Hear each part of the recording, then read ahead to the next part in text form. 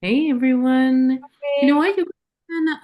You guys can stay on. Hi Nupur. Hi Catalina. Hi Joy.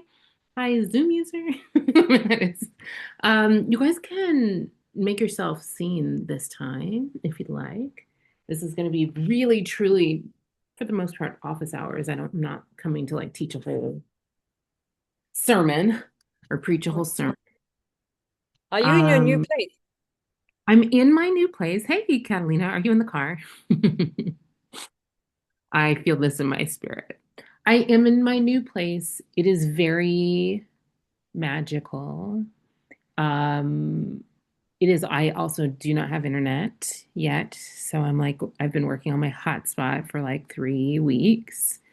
Um, and we're just making it work. I feel like I wake up in the morning and people start needing stuff, and then I go to sleep.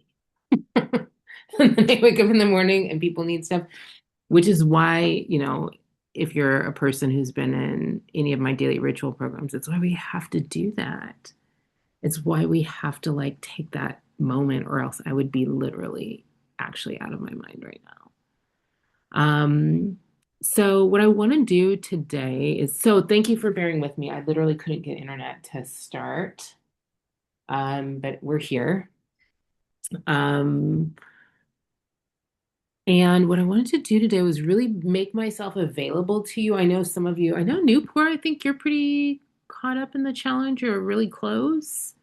I wanted to see how everybody's doing in the challenge, and I wanted to see how everyone's doing with this idea. I'm trying to figure out how prescriptive or not to be on the piece about writing your next Substack article. Because I'm like, sometimes I'm tempted to really get super specific, but then sometimes I'm like, I don't, I want you to make sure, I want to make sure you feel like you have permission to like communicate because you already know how to communicate in whatever way is working for you. So, Newport, how are you? Tell me how your challenge has been. It feels like Um, a really good I think moment.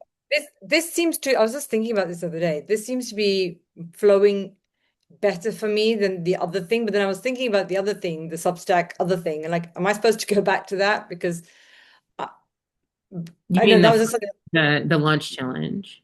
the launch challenge. Because right now I don't know what I'm just responding and I'm very organically just trying to like see what's happening and what I feel like. And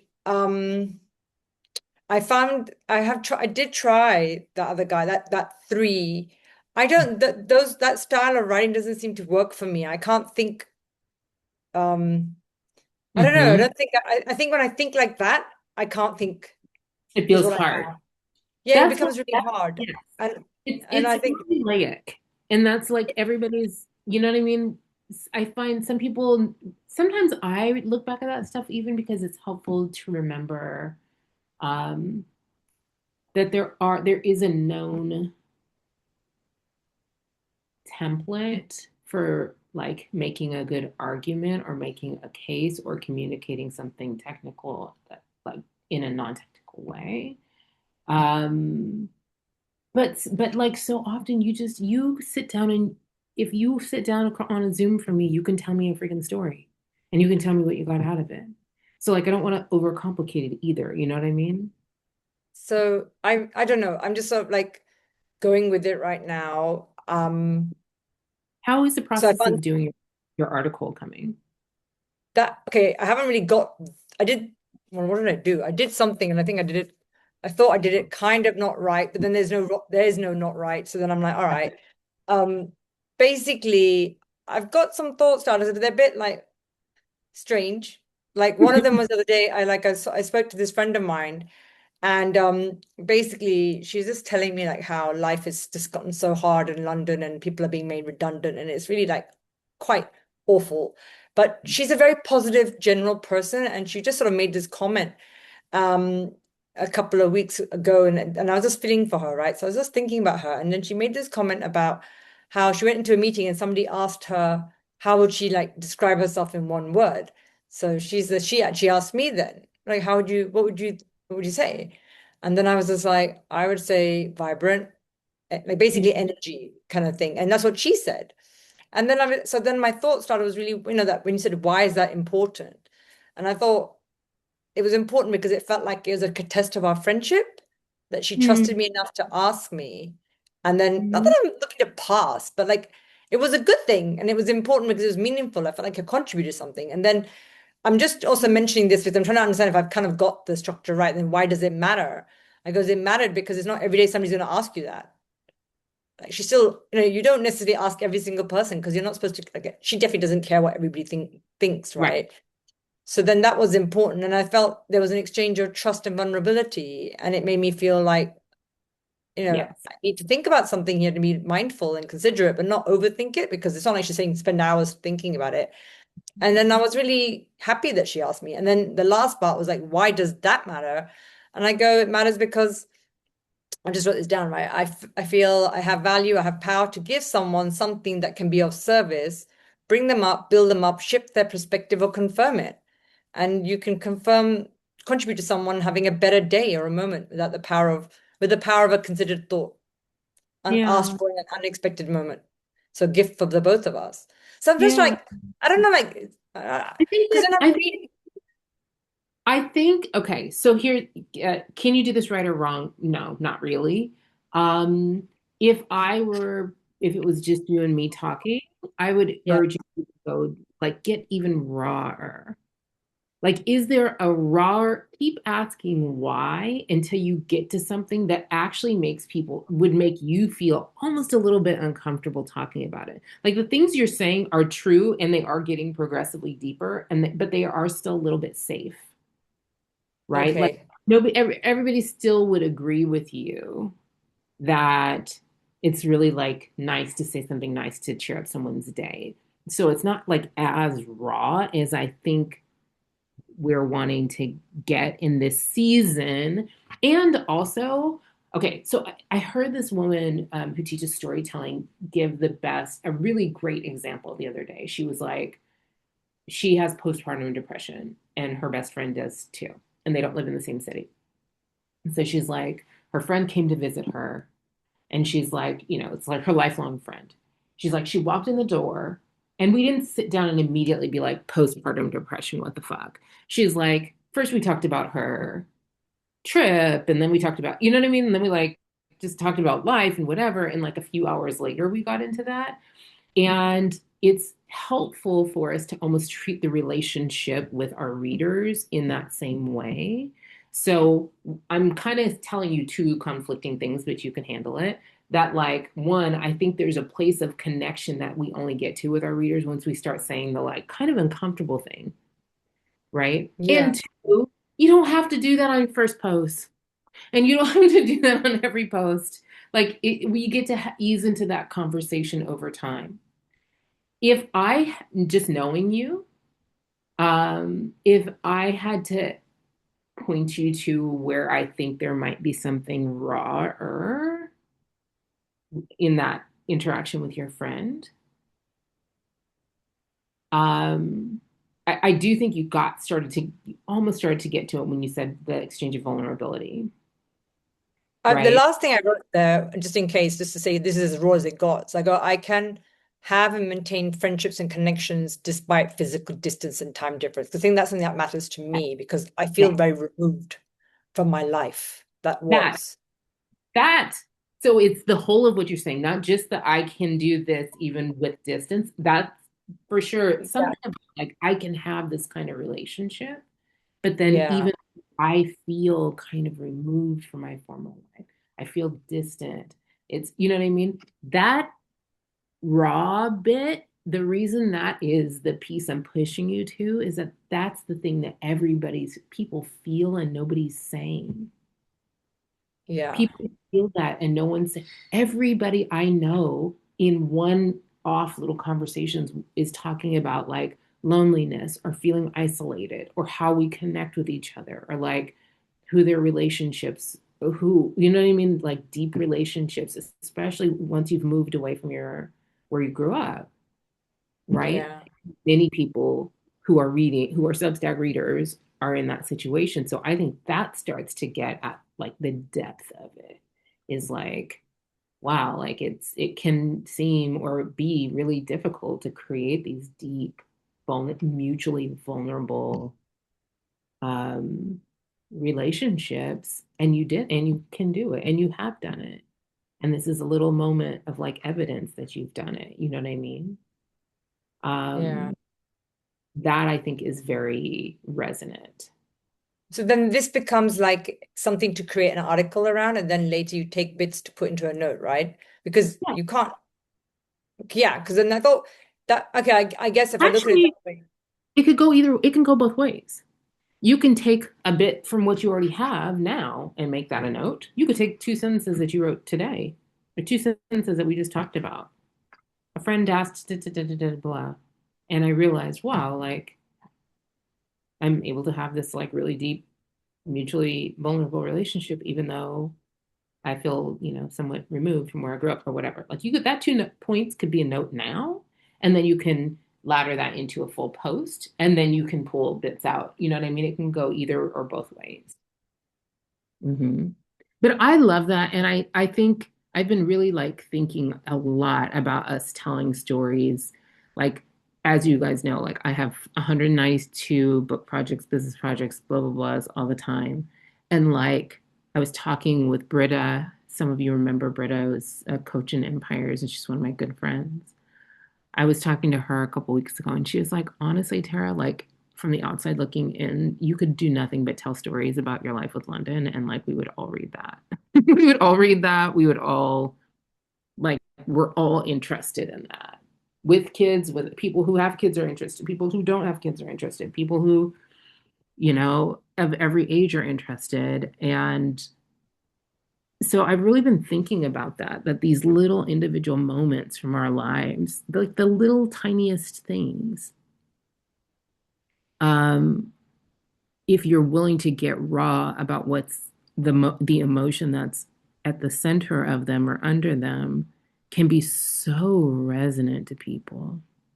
And it doesn't, and you kind of have to like honor just the story and be. I was watching Cheryl Strayed. Um, do you guys know who she is? The lady from Wild, the author, she's a big writer. I think she had some sort of story where she was like actually like an addict or something 100 years ago, and then took this long, almost like pilgrimage style walk and kind of exercised her demons, and wrote a big book about it. And her husband has just died many decades later. Her husband has just died now, and she's sort of being more raw and revelatory about her process with it.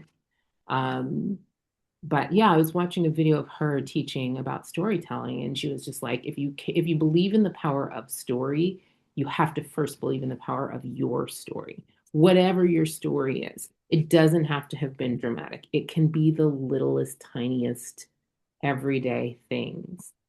And once you shift to that lens, we're not waiting to live out, and you don't have to be like the Instagram people who are going to go on 100 days to did a blah blah blah journey and do take you along in public. It doesn't have to be that. It can be the little tiniest conversations, the littlest things. Like I was walking the dogs the other day, and Stella, is my hunter, and she really is a hunter. And I walk her differently now that I know that about her. I thought she was a mutt when I got her. And then I took her to a trainer, and he's like, no, she's a purebred Portuguese hunting dog. And I didn't even do a whole lot of the other training around that, but I did. I was like, well, she's a hunter, so she needs work. She needs to do work with her nose. So I walk her really differently. I'm not pissed off anymore when she's pulling. It's not a battle of will. She's trying to alert me to something. I'm her hunt, she thinks I'm a hunter.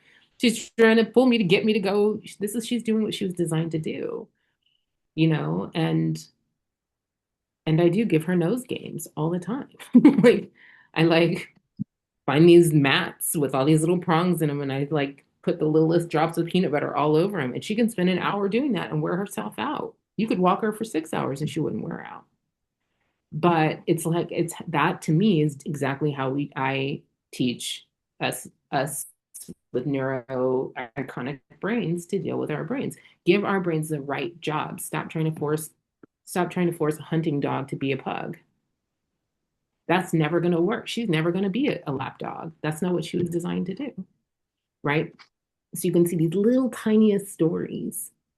I was walking my dog today and she pulled me so hard I almost fell down, right? And from that I can kind of tell the story of like because she's a hunter, she's doing what she was designed to do. I don't try to make her be a pug, and I'm not going to try to make myself be a neurotypical. Da, da, da, da. The smallest things. And once you know that, then you can create a Google Doc, right? Of like story ideas or your moments brainstorm that you did in the from the prompt in the Yeah. lessons a day or a couple days ago. Um, that can be a running document. You can just drop things that happen. Like I have just moved and realized how one of my obsessions is paper. Like I have all these little bits of paper. Like this is my first business card, and I made it this way with this weird, crazy paper, and it cost me $1 million. And this is a receipt from Dior from the first time I bought a dress at Dior. And I have like a recipe card from my grandmother with her real handwriting and like a splash of sweet potato pie on it. And I have moved these little bits of paper all over the world with me because I love paper, and I think that I and that is like relevant to where I'm gonna go in my business and in my work. It's a little bit little stories, and I wouldn't say I moved and I recognize this pattern. I would say last night while unpacking, I found this little Dior, this card from Dior. Right, I would start with the littlest moment, the littlest, most. I keep thinking it's like the moment you could photograph, right? I found this thing. I last night I found my grandmother's recipe card for sweet potato pie. And then from there could flow a whole story about my love for paper and about leaning into my zone of obsession in my work. You know what I mean? Yeah. So I think keeping a running document is a good idea for these things. Just a running ideas brainstorm of like your moments. Yeah. But I kind of worry. I think a lot of them are around Ari, and I'm not sure Yeah. I've got his consent to like write about him. Like I've been so careful like all these years not to like bring attention. Just like I don't want it to look like I'm using my son for like content. But like he's No, like, well, I think that's interesting. I think right about that. Not right about him, right about the yeah, fact that you don't want it to look like you're using him for content. yeah, but he's just like all the stuff that's coming. Like, but then he's the one who's making me like go figure something out, right? Because he's the one who's pushing me to like get to this place where I'm like, I need to regulate me before I can regulate anything else. Because Girl, listen, like hundred like because he's mirroring my like just chuck it back right at me, why don't you all, like, if he's having a breakdown, it's because you're having a breakdown, because that like was the other one. 100%. But don't So you think yeah, that's just, I mean, I had that with London this morning. I was so fucking irritated at my neighbor, so fucking irritated. And at the same time, my other neighbor is such a damn delight. And I was like, I love my neighbor. I fucking am annoyed by this other neighbor's, their dog, really. And then I was annoyed. And so then London was annoyed. She was just annoyed for no damn reason because she's picking it up off me. So do you see what I mean, Newport? Like, even just telling whatever the story is, like, yeah, why shouldn't your content be about your real life when you're in your real life is around your real child? yeah, I guess I just wonder, is there a way of doing it without being, what's the word, sanitized, but without also, you know what I mean? do, or do you have to I just go I with it? do. I do, but I don't even think you're even anywhere in the vicinity of what you're trying to avoid. Okay, You know what all I'm right. saying? Yeah, not yet, but like if I start following down this raw line, it's I like, don't, I mean, no, because the raw is just to get it out. You get to still polish, you get to still decide what you want to actually make it into the final cut.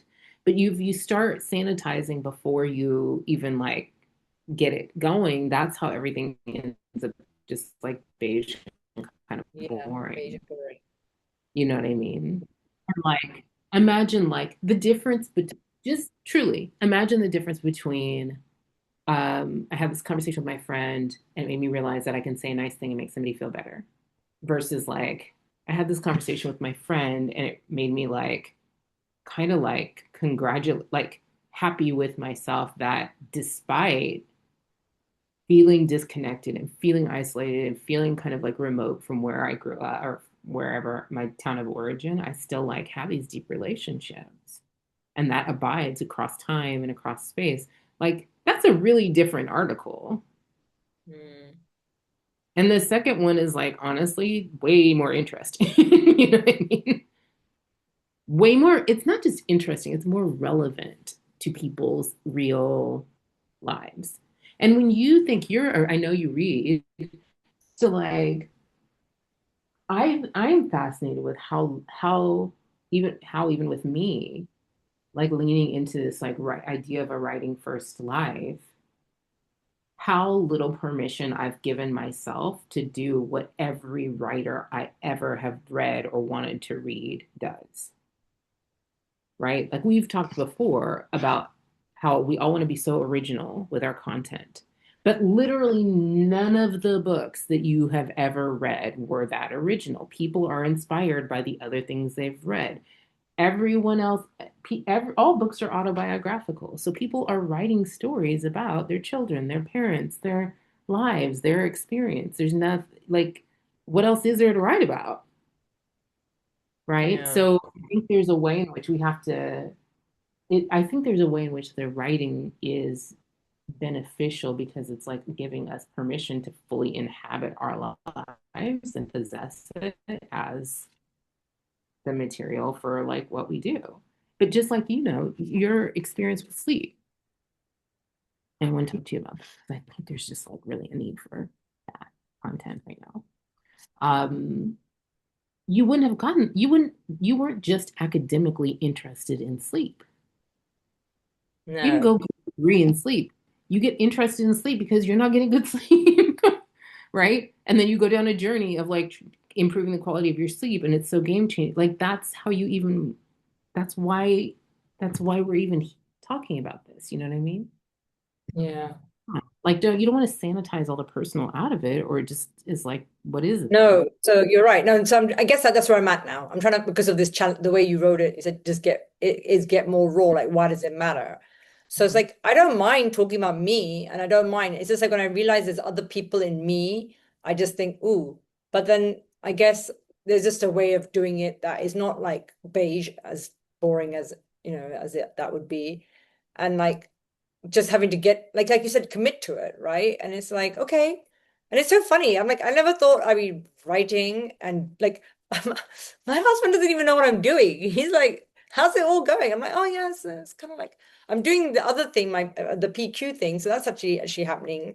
But then there's this, and I'm like, whatever this is I right now this is working better. I think I don't like I like structure, but I get stuck when it feels too structured or too Yeah. templatey and I can't do it right because that's when the Yes. can't do it right comes in. And then I've spent 4 hours staring at it and trying to do it, and I'm getting annoyed, for Yes, example. because and there's really no right. I mean, that's my challenge in this challenge actually is like, how do I give enough guidance to keep people moving and chunk it down? That's Yeah, actually the because like if I just say go write write your next article, for a lot of people that's like okay, they'll spend 5 days just being like, where in the fuck do I begin?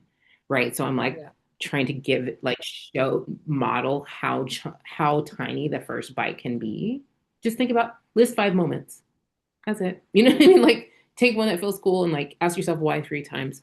But I'm also like, you guys, you know how to communicate. That's kind of the thing about working with women. Like everybody over 40 knows how to tell a story on some level. You know what I mean? So I'm trying not to be too prescriptive. And there is absolutely not a right way. And sometimes I even try other people's like exercises and templates and stuff. Like I love that Alan Alda piece. I've had it in my mind for a really long time.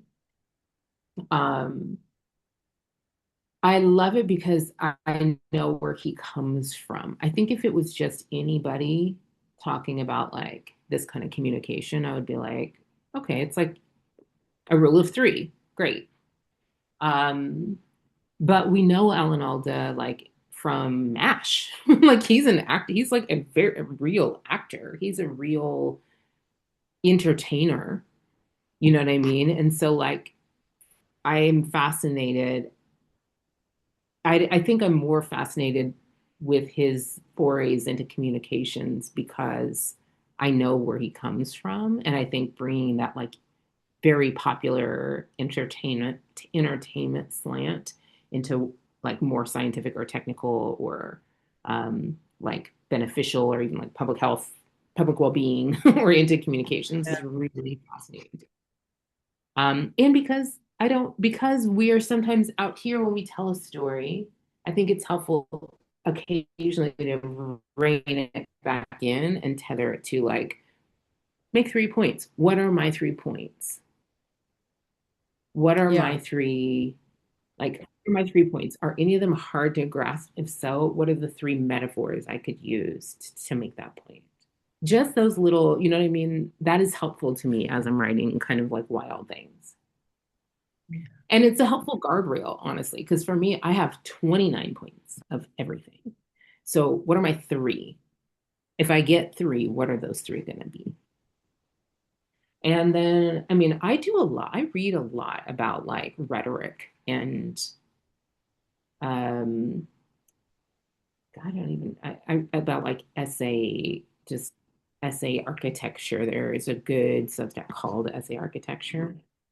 That's very like it's somewhat academic, but it's helpful at making your work really good. You know what I mean?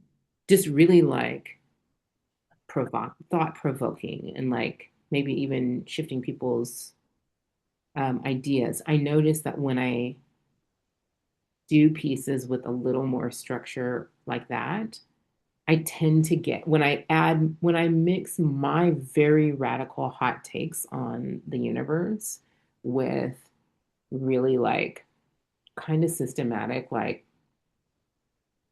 rhetorical structures, I tend to get like so many emails immediately about those.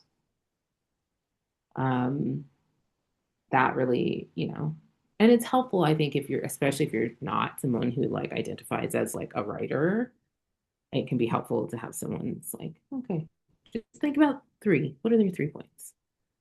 You know? Um, but yeah, I love that story for that. Thanks. Mhm. So just to end on that, the other thing, the other Substack thing, can leave that for now. And I am leaving it for Would for now. now. Yeah, I would for now. Just do one challenge at a time is fine.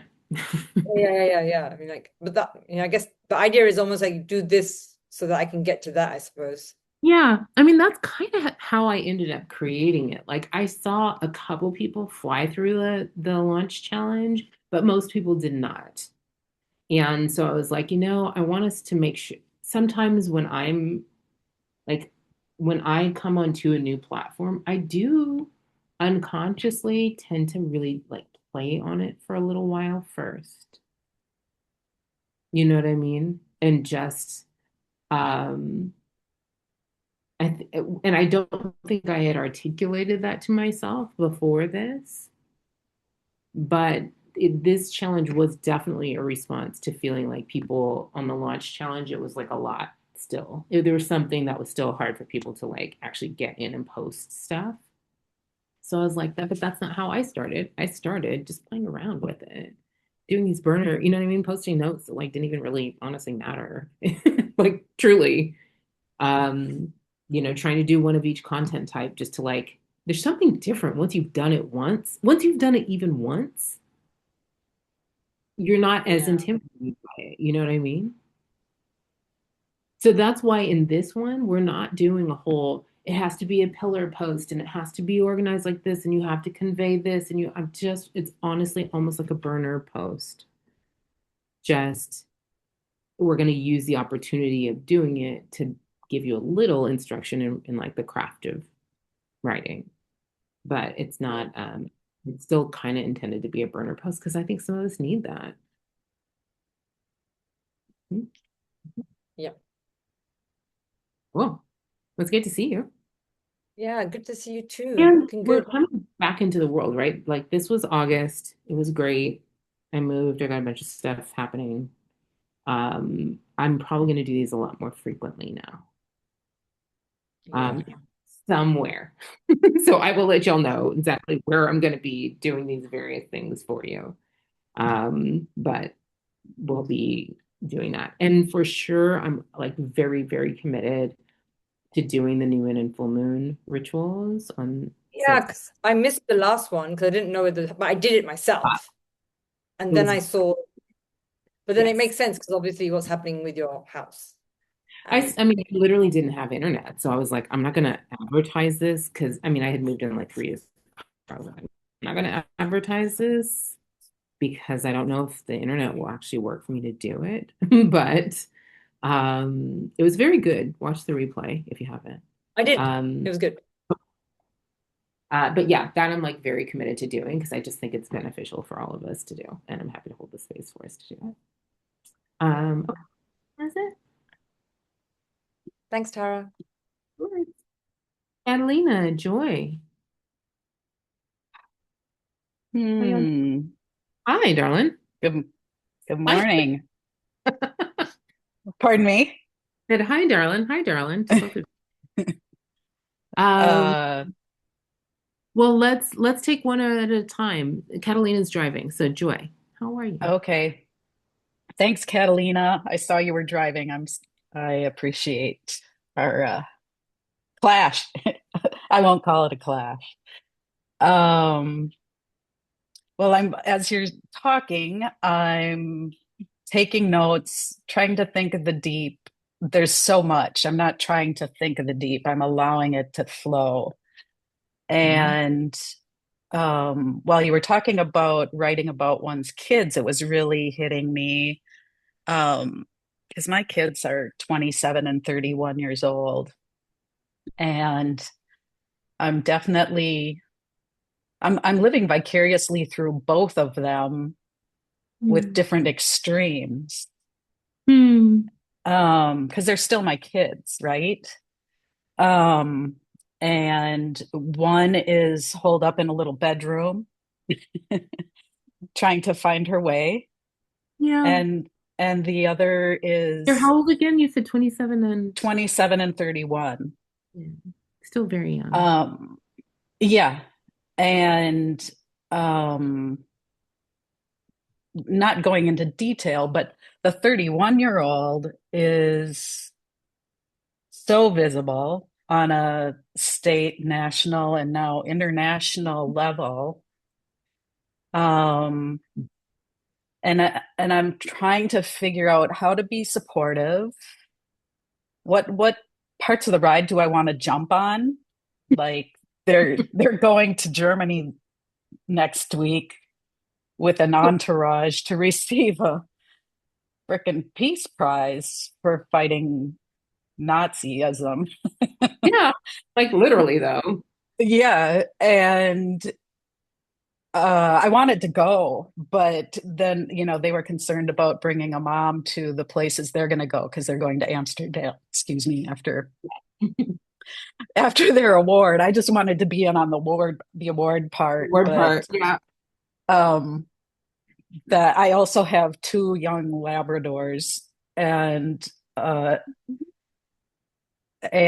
so that's really connecting for me. And then everything is new. I've moved seasonally to this rural um part of the state, which is so much different than being in Minneapolis area, and um have pretty much left that home and that life with a spouse of 35 years. And um I'm not lonely, but when you said isolated, that struck a chord.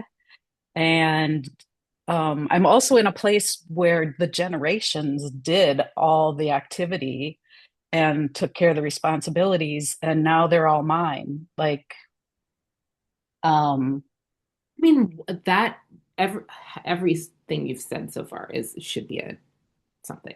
Yeah. Should be an essay, like should be a Yeah. something. And then establishing myself in a new community and volunteering and then shaving off those responsibilities because, like, what the heck was I thinking that I took that on? And I said yes to that. And no, that's not really a fit. Um, and functioning in a majority male, I'm like, where are all the women? Where are they? On the lake? Where are they? Are they sewing? Are they Yeah. making crafts? Are they cooking food for their Okay. families? Is that Joy, if all the you don't fuck they write an do? article, if you do not write an article called Where Are All the Women, girl, I'm gonna have to Yeah, really. But self-funded. then like putting myself, um, I was interviewed for the local paper for my coaching business. And the guy came with a camera and a voice recorder and put it in the middle of the table. I'm like, hi, my name's Joy, and you must be Robin, the reporter. And and then he wrote the article. Like, I've been coming here my whole life. My family's been paying seasonal taxes or taxes on a seasonal property for 70 years. And screw you if you call me a visitor for the first 60 years of my life. And now I'm a property owner.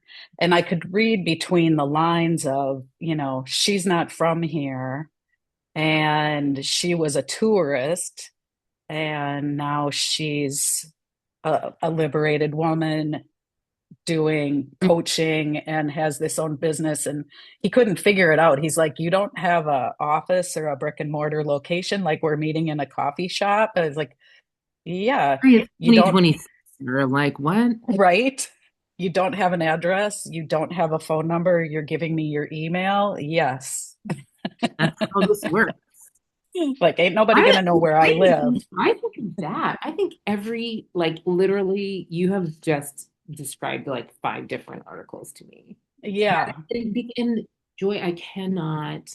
I know that you know this with like your frontal lobes, but I cannot overstate how many women in this world right now find themselves in a place of like great transition Hmm. where they're very like historically very competent, very capable, have done a lot of stuff in their lives and will continue to, but they don't know how exactly, they don't know what exactly they're about to do or what they even want to do. And they certainly don't know how to do it because they've never done it before. And because Right. where they're going is like less charted territory than where they've been. So, like, I just think the things that every story of this, a lot of these women are coming into business of their own. And like, what you're talking about is kind of why people don't self promote because they don't want to be misunderstood or misinterpreted. And so then they just don't do anything. Whereas I think, like, and which is like, you're going to be our lesson is to become okay with being misunderstood because that is what that's just how life is. But I think like even you just sharing that and kind of like Hmm. that experience is so, imagine we were talking about moments. Hmm. Like the way you described that is literally like so evocative. Like we could picture it. Him sitting down, putting his recorder there, like asking you a bunch of shit, not asking you a bunch of shit, you having to be like, hello. You know what I mean? And then you getting this article and being like, dude, what? Like you totally did not, you know what I mean? Like you missed the headline here. It was in the electronic version of the paper that nobody sees. Everybody still buys Yeah. the paper copy up here, and it wasn't in that. I was just like, I mean, but well, that's thanks, but no. yes, exactly. But it's like your burner PR. It's like like Yeah. burner activity for Substack. It's like that. Now you've got it out of the way. You know what I mean? Yeah, And right. yes, now you've got it out of the way. Um, You really saw it. You can do an as seen on or as mhm. seen is in logo What if you want to. It was Um, funny because it I brought would, me I a would. copyright concern from Florida from some reinvention coach that has the trademark on reinvention coaching. And that's what it brought me. So Like, you're like, great. um, Excellent. I was like, that certification you made me pay for So from this other coaching training that I have, like, okay. much. So Even I'm that, I'm even re-identifying. that. Oh my gosh. I mean, you have got to write that as a story. But I think so much it's funny Um, because walking, I'm like, I could just see you having a whole because do we have a name for your Substack yet? no, and I like you sent the idea of holy ground, which I Yeah. like.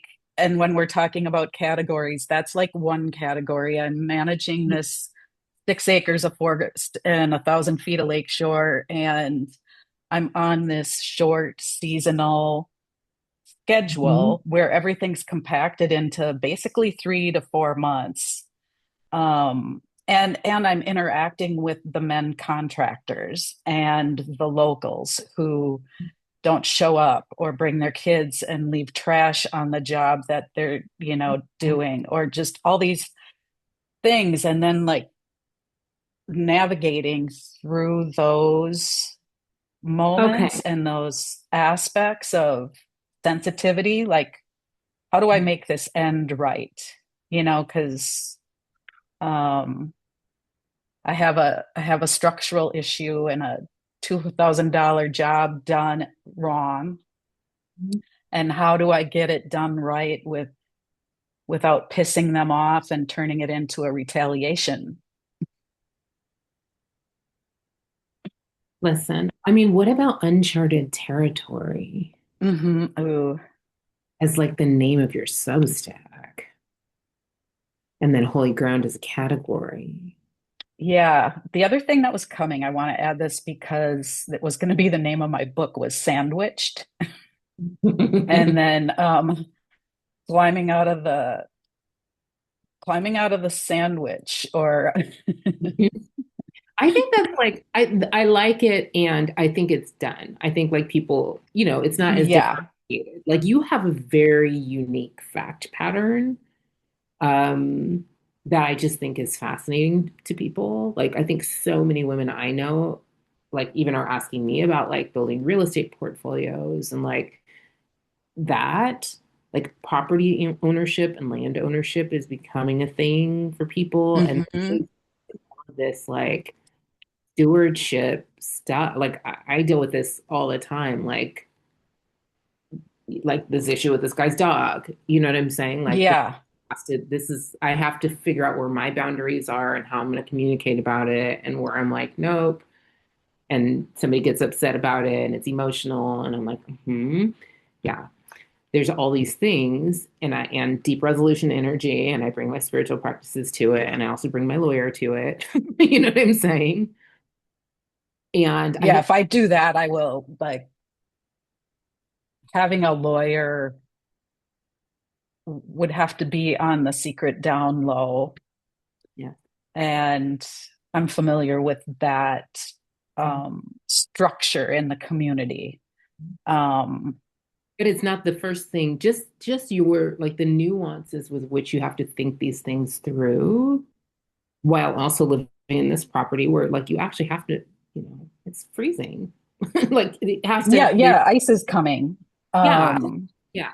I got a few months, but ice is coming, and I need to figure out if I'm gonna have enough money to get the heat. I don't have a place to live this winter except for my home with my husband and my kid, and I don't know that I want to be there for the four Yeah. months I was last year. Yeah. Um, so getting frozen out of the house. I mean, like these are every one of these things to me.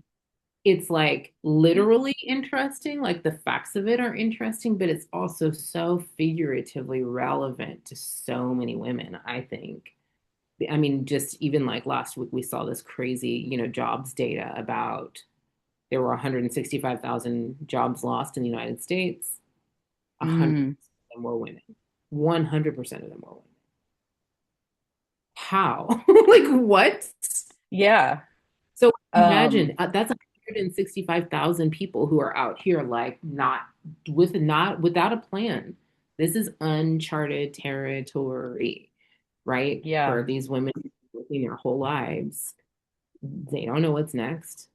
And I'm gonna probably do a writing challenge specifically for that, what's next, because people need it. And I am getting so many outreaches about just help, help hmm, what's next. And so like I think uncharted territory, or that idea of like now I'm coming into a new thing. I'm not brand new to life, but right. I'm expert, I've got some expertise around me in me, but I don't know how exactly to do this or even what this is. I think is just like very relevant to many, many people. I like that. I have there's an unused small sailboat in the yard too, covered in a tarp next to the woods. It's very small, but I I haven't been able to use it. And so I'm thinking of the metaphors that go with that. I want to get back to kids because whether they're young or old, there's this letting go and this hug and pull, kind of like with your dog, of, oh, like enabling Ooh, joy bought a travel book for Germany and was going to send it to the store address 5 blocks from the good bookstore in Minneapolis. And then I was like, no, I'm what? gonna keep the book so I can read it from here as they travel along, Yes, and plan the trip that I take when she takes me back, and yes. isn't with her group. And I'm gonna send a Minnesota flag Hmm. from the local flag store because it serves people all over the world, and it's from a town of 300 people, and we have German ancestry. Huh. But that tug and that pull and that, like, what is it, Napur? Did I say that right? Yes. um what she was speaking about, being raw but not giving away their stuff, and especially in this situation where it's safety stuff and it's serious shit. And um sharing from pride, but also struggling for the safety. One of the names that came up was Mama Bear and the kittens, um, and how that's inaccurate because they're mama bears have cubs, but Yeah. the misfits of these things. Yeah. Yes. I love 100% of this and would read this. Um, I think if I were you, like take some time, take an hour and just brainstorm all these individual whatever's like the title ideas, the names, the bits of the story that might you can do it in a Google Doc, or you can do it, in a voice memo or something. And then, you gotta just pick one. You gotta just pick And one. then, yeah, And why don't why don't you email me or message me what you pick? okay, Or put it in the community feed on school so that we can actually have okay. a conversation in a way that someone else who's like, I have all of these actually amazing places. Where do I start telling this story? Hmm. We can do it kind of in a way that other people can see. Thank you. It's good to see you. Good to see you too. I'll keep working on the structure too because I've done little to nothing. um Don't work on it too hard. Just we no, help you with that it's process. catching the bits, right? It's catching the dandelion seeds as they blow Yeah. through the air. Yeah. um I and just just saw something Oh, I just saw something where someone said their kid couldn't think of the word for dandelion. And she said, like, it's the one where it like explodes wishes. The flower, the flower that explodes wishes in the air. And I was like, wait a second. Yeah. I'm allergic to them. That's what I always think. Thank you. Where's love? Catalina. Hello, everybody. Hi, how you doing? Oh, well, I'm going to retrace a little bit because we haven't talked for a while. I So back know. in end of May, I started this Substack, and I didn't start in my niche, in my interpreting niche. I started in my second niche that I discovered last year for menopause women, Menopause. and Yeah. and I thought because it's a new niche, I could just play with it, and they had to compromise to the structure I Extra already have for low. my right for my membership, and and it was going really well. I really like it, and I started sharing it, and then when I joined this group, then I saw you had a whole structure for the lunch. I was like, oh my gosh, okay, let's revisit. So I've been trying to do a little bit at a time of that and revisiting, but I'm very happy doing it. And now in the challenge, I am so motivated.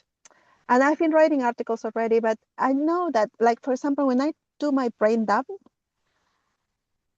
towards the end of the brain dump, I read what I wrote towards the end. I was like, why? This is very bold, right? I And then love I it. go to like, why I cannot write like this boldly? And sometimes I write an article, and towards the end too, I get very bold. And I was like, the end, it's not like my beginning. I But start let me always tell you. very Let me, me tell you. very very vanilla kind of type, Yes. Yes. But and listen, then I end up. like, Mhm, what if the answer is, because I mhm, actually have this issue too. mhm, It's not that I'm meek, but it's that I'm really like I'm more linear when I get started. I'm more mhm, like thinking about it's too thought thinky. mhm, So you know what I used to do? I used to like just brain dump it all out and then just delete the first like third. Like the first third, I kind of just decided I'm just getting warmed up. I'm just getting all the inner mhm. pipeline to open. So I was just like, it's just my process. And I would almost all the time, like when I was doing Transformation Tuesday every week, I would pretty much every week just delete the first third. Mm. Yeah, I can start doing that automatically. What I did sometimes is like I would towards the end it will be something that really, really, Mhm. made me go like, wow, that was a good line, and I kind of move it to the top. Move it to And the it's like, very what top. if Yes. what if I start with this, and so that people go like, what? Like Yes. like something like that. There is this Mm-hmm. woman named Mm-hmm. Barbara Minto. I don't know if you've Mm-hmm. ever heard of her, Minto, Minto. She was like one of Okay. the first, what was she? She was like one of the first like top five like consulting firm women consultants. Like she maybe at Deloitte or one of the big ones. Like, Mm-hmm. it wasn't Deloitte. Um, but it was one of the big ones, like in the 70s maybe. And she was just like really a writer. And so she came up with this idea of the Minto. She was a writer and she was in a consulting firm. And she was like, none of these men knew how to communicate anything worth anything. They were just like ideas and like just, it was a mess. So she had this idea that you should state your conclusion, like whatever the boldest, most powerful recommendation you were going to give should be the very first sentence, and then you help Yeah. people get there. And I think that's a little bit why Newport, if you're still listening, I hate to get too. I want you guys to think of like as I'm offering you I templates, am. okay, as I'm offering you guys templates and stuff. These are all. There's a million different great ways. You know what I mean? So I think it's fun to like experiment with all of them. Some days I want to start with like this, like a hook, a story, a moment that's like evocative, that gets the people going. And sometimes you want to give like your most powerful conclusion at the very Mm-hmm. beginning, and then everything, because and then you just kind of have to breadcrumb people through why they should keep reading. You know what I mean? Um, and in some ways that can be the same thing. The idea of stating your most powerful conclusion could be a Mm-hmm. hook, but sometimes it may not be that hooky the way you might, it can just be the conclusion. Mm-hmm. Like I was just remembering this the other day because I was like unpacking books and I was like, oh yeah, the Minto pyramid. I don't even remember what the rest of the pyramid was. I just remember you're supposed to state your thing at the beginning. But I was thinking about this because I have this, and I was thinking about, and sometimes that takes a few days to like just let it, Mm-hmm. integrate. Because I have this piece I'm working on called The Antidote to Patriarchy Has Nothing to Do with Men. And and I was sitting with like, what would it look like if I did that conclusion at the top? If I did my conclusion at the top, which is actually not the antidote to patriarchy has nothing to do with men is a hook, but that's not my conclusion, right? My conclusion is that women must sort of snatch back our creative power, unhook the capitalarchy from the IV of us it's been feeding on, and just pour into our own creations. And like that, if we did that single-mindedly, a bunch of this other shit would address itself. And then I was like, how to say that as a one-liner at the beginning. You know what I mean? Like in a way that's not weird. Or like, Mm-hmm. it can be weird, but that's also intelligible. Yeah. Um, Yeah. yeah. I think your meat being Mm-hmm. at the end is not a problem with your writing. It's just your process. Mm-hmm. Yeah. Mm-hmm. Yes. Yeah. But I'm really enjoying the challenge and loving the affirmations.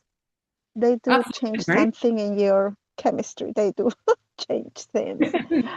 And I must confess, I am now all doing the challenge and doing all this, you know, uh, and I moved my membership to school. So I've been doing that all July Yeah. until now, a little bit at a time. So excited about it. It's It's looking easy. really good. What were you on I was before? in Kajabi. I Oh, had it in Kajabi. okay. Yeah, but this is going to be so much easier. It's going to be so much easier at all It's so levels. easy. And it's going to build It's that so easy at community that I didn't have in Kajabi. Mm-hmm. like Kajabi is like great for it's purpose built for Mm-hmm. classrooms and it's great for that. But community was kind of like an add-on for them. Yes. Um, and it's Mm-hmm. kind of, you can see that. Yes. This is different and I'm enjoying that. So there have been a lot of changes and a lot of stuff. And but I had to say that all this month, I've just been like so um I call it like having a whirlwind inside your chest kind of thing. Woo! Yeah. And I've been this at this point before in which I feel like this is the life of a coach I want, and everything is, coming together so beautifully. Even though I don't, but I'm not producing the money that I want. And then Mhm. it's a tug of war kind of thing. Like there is a part of me that says, okay, let's get serious and start our booking the interpreting assignments for fall because you need to make a living, right? And there's this other part of me that said, I can make a living like this. I can make a living like this. Just let me show you this. Let me show you. Yeah. Yeah. Yeah. And I've been at this point before in the last 2 years, a couple of times before. And of course, Catalina, the interpreter, always wins. We always go through Yeah. booking ourselves, and which brings me, whatever steps I took forward, then I go like a little bit backwards, because then my Yes, time I is do know. dedicated to interpreting.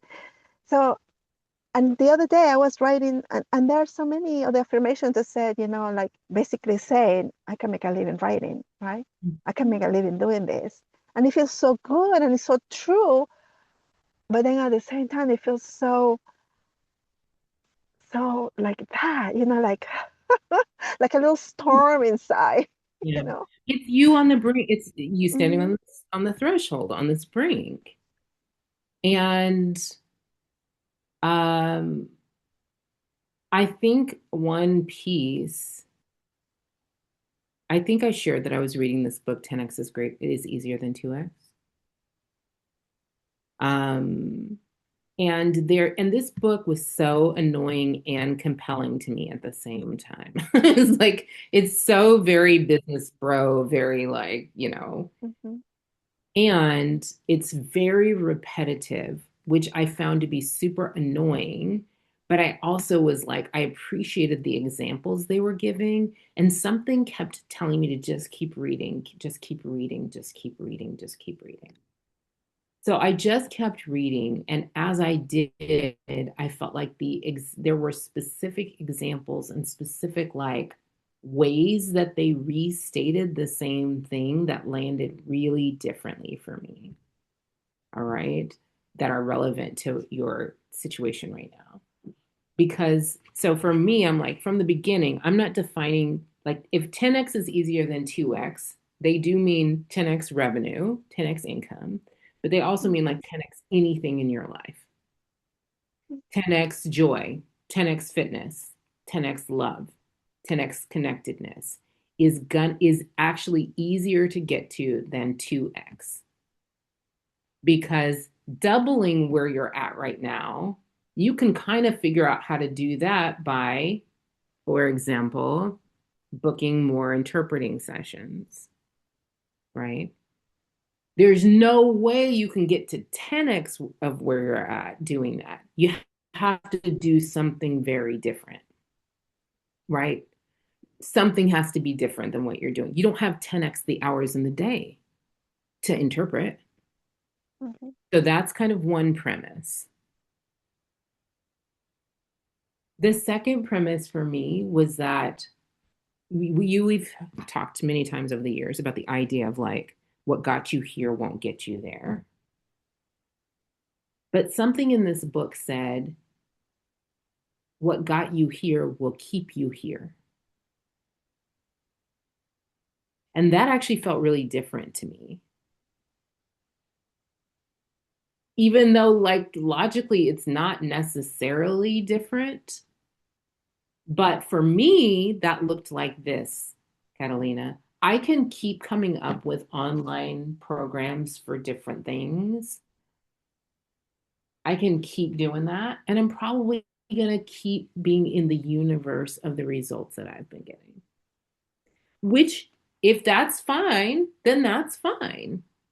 But if I actually wanted to have a 10x kind of a year in all the ways, fulfillment, joy, creative power, like love, connectedness, it's probably not going to be just doing more online coaching programs or online whatevers. Okay. So then it was like, well, okay, so what is it that I'm supposed to be doing? Because that's what I know how to do and I'm really good at. And there was this process of getting like going deeper into what my deep magic actually is. Going deep into my life. What's my zone of obsession, not even just genius? And so I was doing that 5 day, the midlife review, and I was Mhm. reading this book, and I was moving at the same time. And I was moving and I was finding all these little bits of paper that I love so much and journals that I've made. You might even have one of these journals that I've made over the years.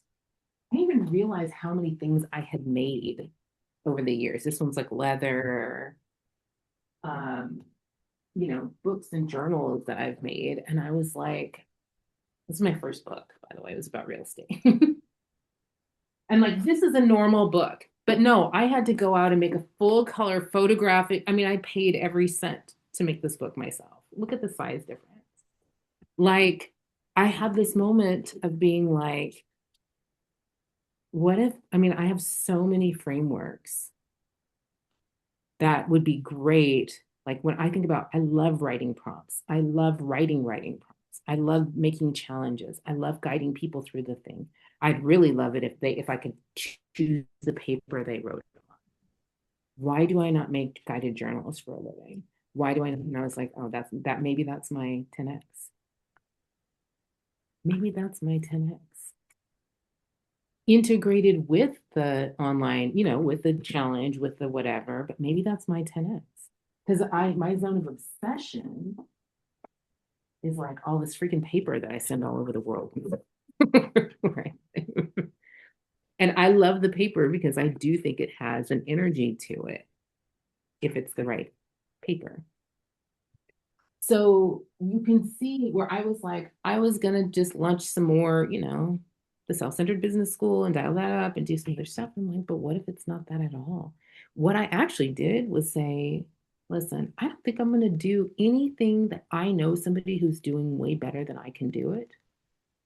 I'm not going to do that anymore. I have had 10 people ask me to do a book writing studio, and I'm like, I'm good at that, but I know someone who's better. So I'm not going to do that. I'm just going to send them to her. I'm going to stay in the things that only I can do this well. And I don't know anybody else who curates paper and writing prompts and story and an online experience and blah, blah, blah. Like that's a weird thing, but that I can do. Like I don't know anybody else who can do that the way I can do it. Mm. So I That's how I invite you, and feel. it Yeah. is scary, Katrina. It is scary. It causes this in your chest. But that book had this one story about Kimberly Clark, that the company that makes Kleenex. They had this one story about how Kimberly Clark used to be just like a regular paper goods company. Like, I don't know. They named a couple of others that you totally would know. And they were like, there was this one moment in time when they had just started making Kleenex, and Kleenex was like this, like clearly was a thing that they were doing better than everybody else. Mm. It was like Kimberly Clark, Procter and Gamble, and one other company. But it was only like 10 or 20% of their business. And they actually made a decision to stop doing what was making them 90% of their money to own Kleenex. And it was like horrifying. And this whole company literally was going to fall or not based on whether it worked. But now they are Kleenex. What's your Kleenex? Well, I do feel like about my interpreter membership. Mm-hmm. The twist that we put in with the specialized business coaching and the wellness part. I feel that it makes it so unique. Every time I looked at other people, other coaches doing what they're doing, I'm like, yeah, that's not what I'm doing. Mine is so, and I love that part of it. And then even with my new And niche, it's with my so easy menopause for you. niche, yeah, yes, And it's it's so easy. very easy for me to put together, like have a class tomorrow, and everything is in my head, and I just had to have my same structure that I have for every 1 hour coaching that we do. I just had to, it's very easy for me.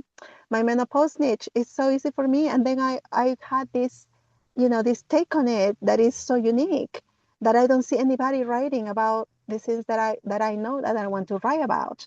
Yeah. So that feels also so very unique and so nice to me. Yes. But then again, I'm like, then it's like, you know, it's a very big leap of faith. And I've been here before. I know it because this feels so familiar. And this morning I was thinking, I've been here before. I just cannot get Mhm. past this already. You know, Yes. it was when I became an interpreter too. I never thought I was going to become an interpreter. It was a big leap of faith for me to go Yeah. and get tested and get certificated and all the stuff. I just don't know how I did it then. I just forgot. I don't know. I don't know what is holding me back. So why I'm so scared. Well, yeah, because it's the right thing. Because the only things that scare you are the things that are like, oof, this feels like, here's what I know in the neurodivergent world, and I'm not saying that's you, but what I do know is like for us, making that commitment and going all in on the thing that is really the in here zone of obsession thing feels like loss, or like we're killing all of the other things. You know what I mean? It feels like all of the, you know what I mean? There's like It does. yes, it feels like something else is dying when we make that commitment.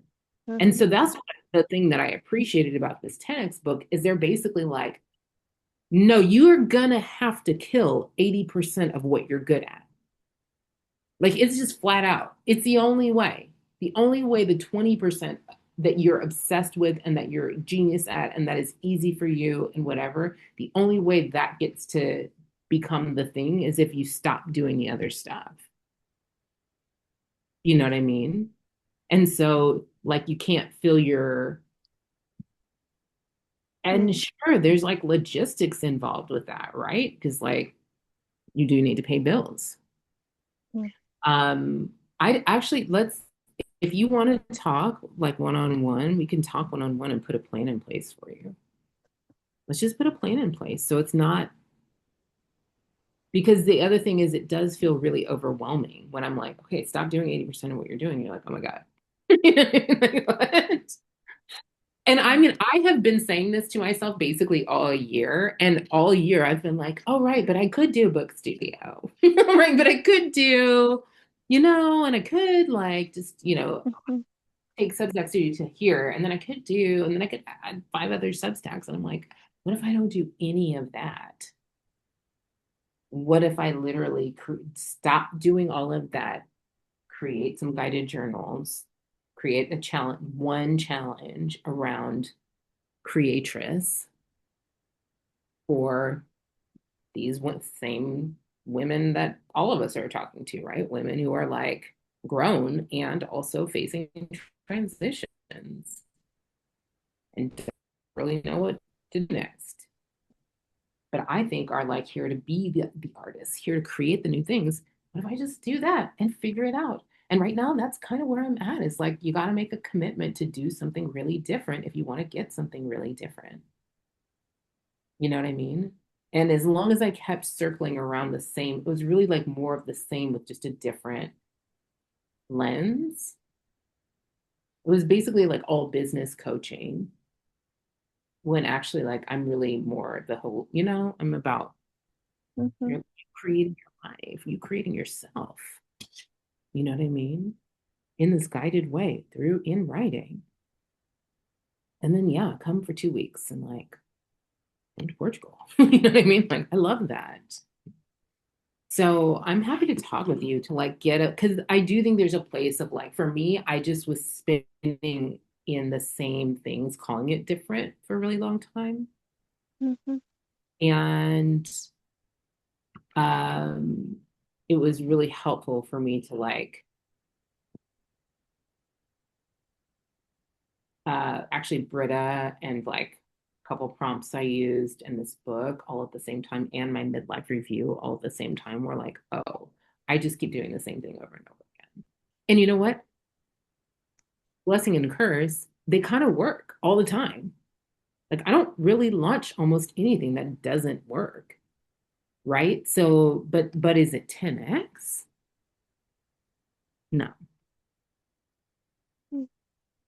And I think because I've been doing so much work in writing lately, I was reading this thing from this editor about, it was very like, we used to talk about this stuff all the time, but she was like, when she edits a book, she's thinking about like, who will be the reader for this book and what will their experience and their real in this book be like.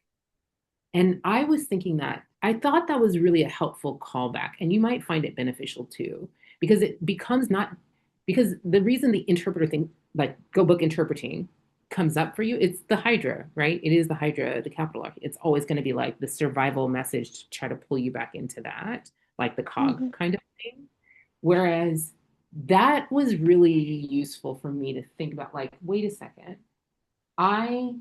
if my audience is like women like me who wake up in the morning and need to have some time to themselves, and if they're going to do inner work consistently, if they're going to build rituals consistently, it's going to be because they're delicious and joyful and lavish, and it feels like a gift, doesn't feel like a chore. and they're all going to reach to something on their nightstand. Something is there. If you're journaling, and I think journaling is the thing for all of us, you're going to reach for the journal on your nightstand. And like what you find there is probably going to be pretty influential to you. So I was like, yeah, that's a good spot for me to be in. And imagine if you open this and instead of having to listen to a podcast thing, you could if you wanted to, but what if the prompt was right there? You know? Mhm. Because I was thinking about there, and that got me excited.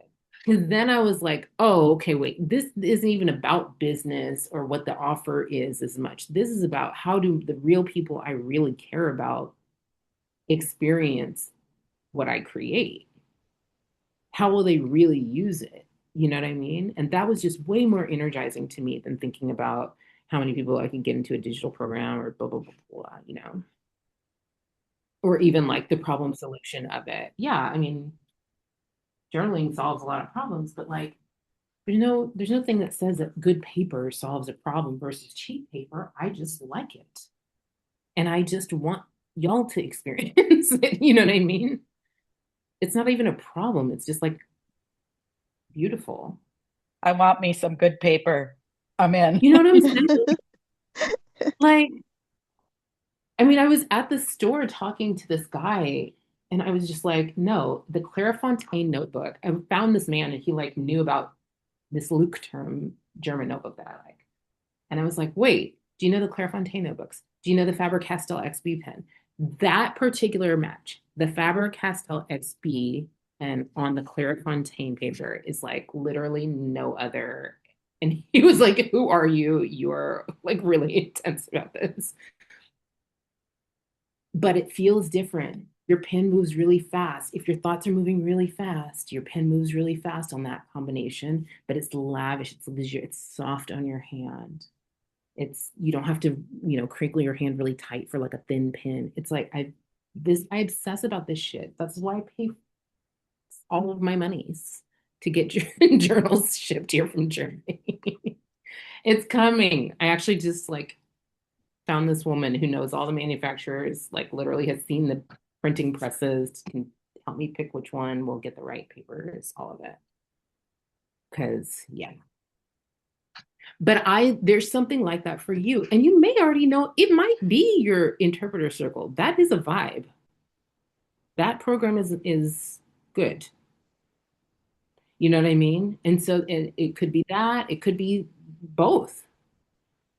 But I think like there is a reality to we also have to get a critical mass of it. Like if it's gonna be your 10x thing, and that's like my vision is like, can we have all of these women in menopause having their 10x moment, right? 10x joy, 10x fulfillment, 10x all of it, the Mhm. thing that takes off, and have it be easier than 2x? Yes to that. I think we should book a session. Just book, literally just email me and we'll put something on the calendar. I feel like I owe you time. That would be great. Yes, yeah. And yeah, and both things feel really good. Yeah. And I think going with both is not, I've been, for the last 2 months, I've been going with both, and because I simplify so much my systems, and ever since I've started coaching with you, everything has been simplify, simplify, simplify. And that's why a year ago, this niche came up, because all of a sudden my everything was simplifying, that there was a space for that.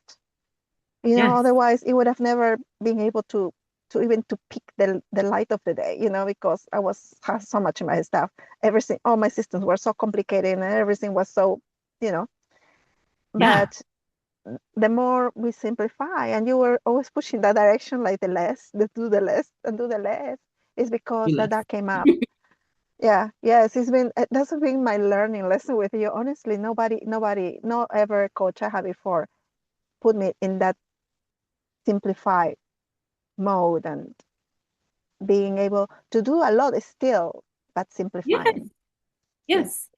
I mean, I think you have to because the stuff that's not simple is just you don't like that stuff. We don't want to do that stuff, so we won't do it really super well. And I think that's where we end up with all of us telling ourselves that we're really bad at following through or like doing the whole thing, where it's like, no, we're just picking the wrong shit to do. You know what I mean? Mhm. If you can strip it all back so that most of what you're doing you love to do, you will figure out how to make these programs be your thing. It is, I have absolutely no doubt. It doesn't mean it's going to be super easy or obvious like day one, but you'll figure it out because it's like what you're here to do, you know? And the stuff that's not always feels a little bit grindy. I could do, I mean, I had one woman come to me for like a really specific kind of business book and business coaching that I like all day, every day would have done before. And it was a big project. And I was like, yeah, I mean, that'd be great. I really could absolutely use this. Like 40 grand is what I would have normally charged her for that. And I was like, don't do that. I will do 2 days with you, VIP days on this particular thing that you should do. And then you should go to my friend Suzanne's big program. It costs you 2 grand. You know what I mean? Like, it's great. Go do that. I had this guy from the Valley call and just be like, he needed deal coaching on this acquisition for a startup and then this marketing thing. And I'm like, I literally absolutely did this exact work, could do it in my sleep. And my first thought was like, you just have to charge him so much to do it because not even that I don't like the work, it's just I know what his energy will be because I know what the stakes will be. And I know he's very still in the matrix a little bit.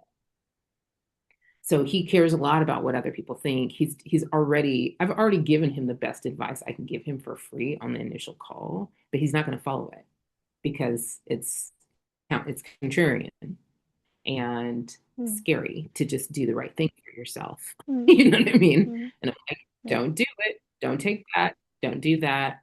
Yes, it'll be harder. They won't like it at first. They will work it out. You cannot bind yourself like that. I don't want to do that work for any money.